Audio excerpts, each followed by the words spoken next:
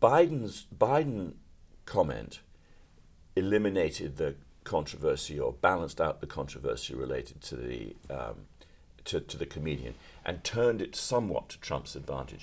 And then for him to get into the cab of a garbage truck, he turned it yet more to his advantage. He turned it into the same kind of moment that he had with the McDonald's serving fries. Mm-hmm. I think that, so the outcome of this sort of 5 days of focus on garbage has actually, I think, probably been to Trump's advantage. Welcome to The Debrief, where we talk with the Washington Examiner's top journalists about the headlines they're covering and where the story's going next. I'm Sarah Bedford, and I'm here with Editor-in-Chief Hugo Gurdon.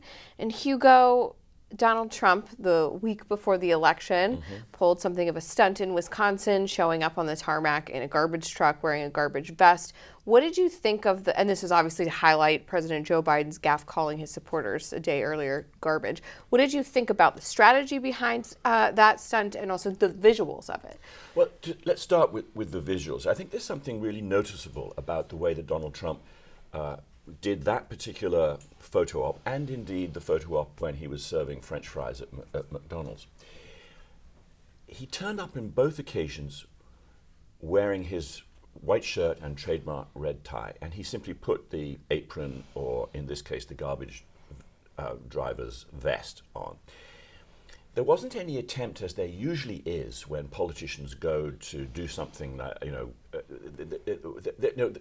President Obama and other politicians often will, they'll have their shirt collars open, they'll roll their sleeves up, they might even wear jeans, and the attempt to associate themselves with ordinary people is a pretense that they are kind of the same sort of people. Donald Trump turns up, he's not pretending that he isn't somebody who he is. He's still the billionaire, he's still the businessman, he's wearing a suit. And I think this appeals, there's a kind of authenticity there that people appreciate. And it's the exact opposite of the thing that you have seen with Kamala Harris over the course of the campaign, where she puts on a different accent depending on the people that she's talking to. Mm-hmm. Trump is always himself. And this is one of the reasons why he's so strongly appealing and seems authentic to blue-collar workers. President Biden's gaffe, if you want to call it that, labeling all Trump supporters garbage, came less than 48 hours after a comedian at Donald Trump's Madison Square Garden rally referred to in a bad joke Puerto Rico as an island of garbage. Do you think those two events coming back to back sort of had the immediate effect of canceling each other out? Or do you think there's potentially a lasting motivational effect for Donald Trump supporters witnessing all of this? I think there is a motivational effect for Donald Trump supporters. The comedian made, he was guilty of being very unfunny, mm-hmm. and also the joke was in bad taste, a rather stupid joke. It wasn't necessarily, it seems to me, racist, although it is conceivably so.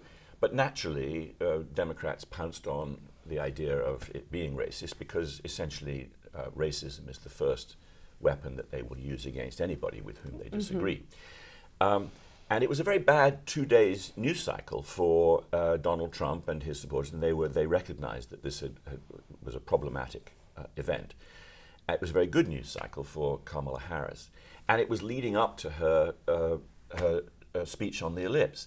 It must have been absolutely enraging to her team and to her when Joe Biden stepped all over it by actually, as she was gathering at the ellipse, I believe, mm-hmm. or giving her speech, on a Zoom call, he referred to Donald Trump's supporters in general as garbage. There was a lot of spin, in fact, put it bluntly, a lot of dishonesty thereafter, where the White House said he was referring only to the comedian. It's not true.